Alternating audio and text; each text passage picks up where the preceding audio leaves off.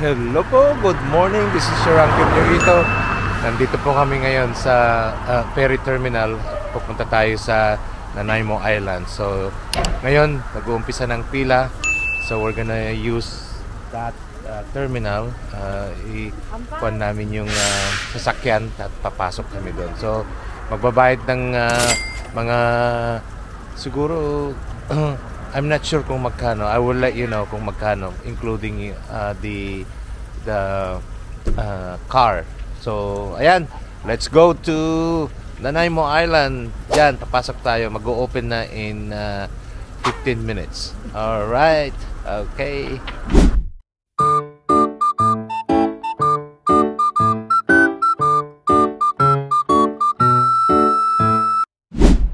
Ayan, dito kami sasakay. So for now, ikot dito lang muna kami, nag-aantay kami ng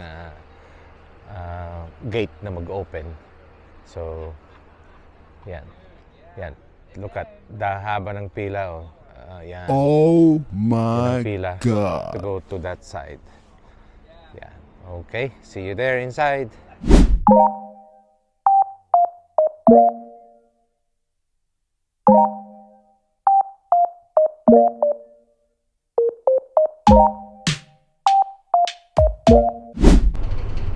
Ayan, buti na lang at nakahabol kami. So, the best time for you to do kung mag-ferry kayo going to Vancouver Island or Victoria Island, you have to reserve online kasi mas priority.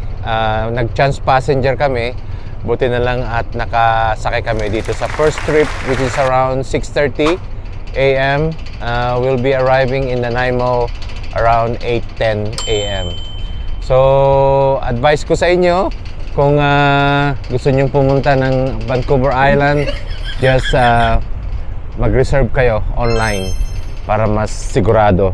Yes! Okay. So, ngayon, itong trip namin ito ay overnight kami doon sa Nanaimo Island at mag-oyster picking kami at saka clams. At yun ang aming gagawin. So hopefully marami kami makukuha at may uwi dito sa Vancouver. So usually may limit to may limit sa pagkuha ng mga oysters. I think limit a day is 12 per person. You have to have a license too para makapag-oyster picking. So 12 lang per head at ang clams naman is I think it's 35 pieces. So awan ko kung paano namin gagawin para makadami kami ng may uwi. So I think what we can do is balik uli kami bukas bago kami babalik ng Vancouver. So ayan, at malamig ngayon dito at mahangin, as you can see, at maganda ang weather. Hindi siya mainit, hindi naman siya ganun kalamig, pero bearable naman yung ating weather dito.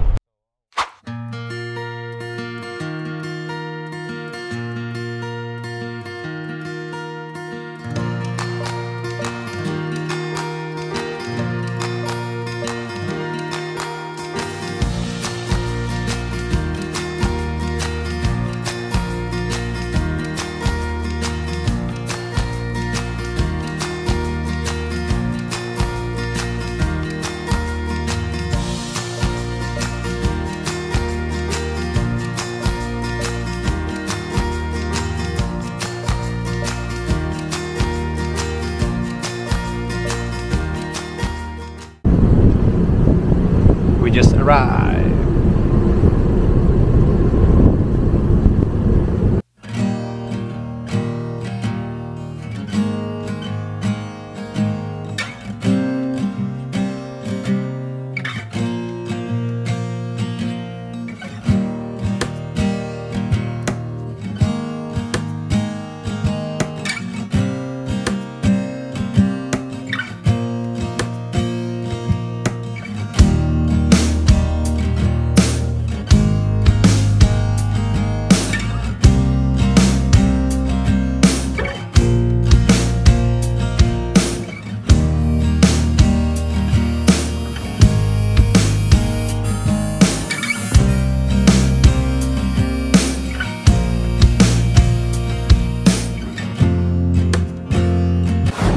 Alright, nandito na kami sa Nanaimo. So we're gonna go and pick some clams out there.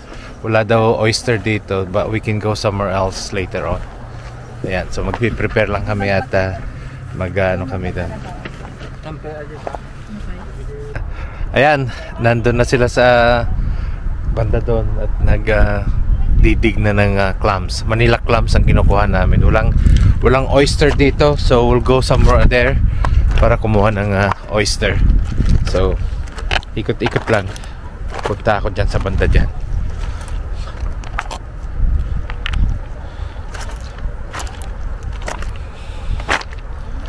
Okay, so maganda ngayon ang weather at may limit daw ang pagkuha ng oyster, 12 per day. Ang clams naman is 60, I think 60 pieces of clams a day. So tingin-tingin lang, hanap tayo ng oyster dito. Hopefully makakita tayo ng oyster. Ayun pindot kan walang pagbubuan. Madumi. Ayan Saan? Ayan ito.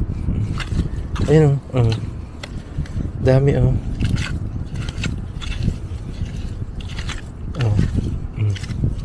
Ayan I know, I see it. Marami dito. Wine.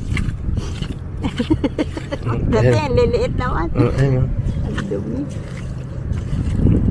Ayan. Here's our new friend here. She has a lot of clams now there. So what was your name again?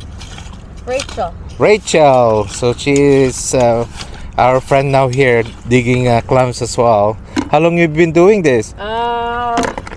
Since I was probably maybe 18, 19. 19. Yeah. You're from here, Nanaimo, right? Yep. Yeah, okay. Yep. You born here and grew up here? Yeah. My late dad's from Musqueam, so we did a lot of fishing over there too. Oh, on the okay. Fraser River. Oh yeah. I did a lot of halibut fishing with my father-in-law too. Okay. Fraser River by Chilliwack, right? Chilliwack? No. Oh, where's the Fraser? Steveston. Oh yeah, Stephen, So we by would- Richmond? Yeah. Oh yeah. That's where we would fish, but Yeah. we haven't fished since my dad passed away. Oh, sorry to hear that. Yeah. My family, they're from Chilliwack, so that we fish there too. We have a lot of friends there that go okay. salmon fishing. Yeah. Yeah. Yeah. So yeah, it's nice meeting you, Rachel. Yeah. Nice Yeah. meeting you too. Yeah, we're enjoying. Cool. That's awesome. Yeah, our first time here in the Yeah. island. Cool. Yeah. All right. Take care, okay? Yeah, you too. Okay, bye-bye. My mom is digging to. Puno na yung ano niya, oh. Yung, Sakit nasakit ka na disikit na. Nag-i-enjoy naman kayo? Yeah. Enjoying daw. Oh. Yeah, so enjoying digging of Manila clams. And also my brother-in-law there, puno na yung ano niya, yung kanyang bucket. So time to go home. Ito pa, punuin pa natin isang bucket dito. So how you doing there, my wifey? God, it's very priceless experience to get these clams. Yeah, It's really fun. it's fun, huh? But you know, it's also hard to do it like this. You see, when you dig it like this and you do it like that, Then pick it up. then pick it up.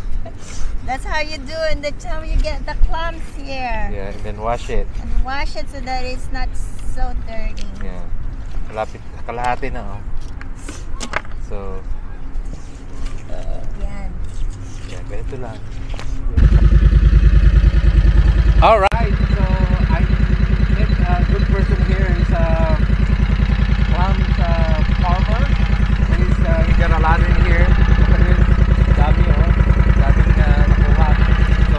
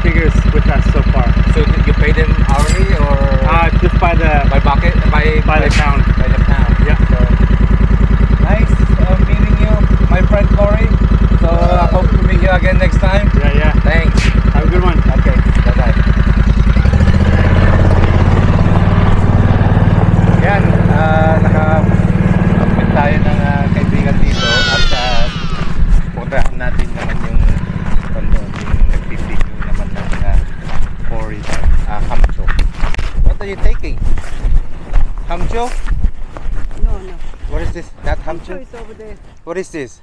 This one is vegetable. Vegetable? Yeah. You make it like a salad? Yeah. Oh, are they bitter or it's After boil, boil it? and soya sauce and garlic. And Oh, salt. okay. Yeah. Like oyster sauce Yeah. and Oh, I didn't know that we can eat this. Are you Chinese? No, Filipino. Oh, I see. Yeah. Okay, let me see what the hamchu there. Yeah, hamcha over there. Yeah, okay, let me see. Thank you. Oh, Like that? Boiled water, Uh-huh. put it there, and Put some around 2 minutes, 3 minutes, seal the boiled water in there, right? uh-huh. And take it out. Cold water, wash them. Uh-huh. It is very salty, right? Uh-huh. So I am around 2 hours, 3 hour cold water, put it here, take out the salty. Oh, Yeah.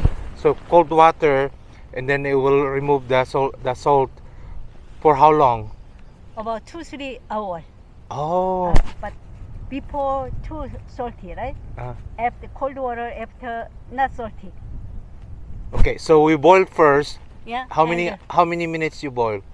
About 3 minutes. 3 minutes? Put it there around 3 minutes, right? Okay. It's like looks like a bubble. Right? Bubbly, huh? Yeah.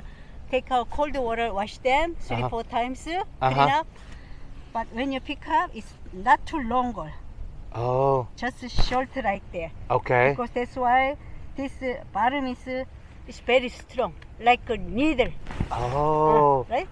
And then, so what you gonna put when you eat them? You put some Cold water, wash it, uh-huh. and cold water 2 hours, 3 hours, put it there. Uh-huh. So take out the salty. Uh-huh. Later, yogurt. Huh? Cream yogurt. The Activia So sugar? Yogurt, yeah. Put some sugar? No sugar. Uh-huh. Just yogurt. Hamchu. Yeah. So you Just yogurt.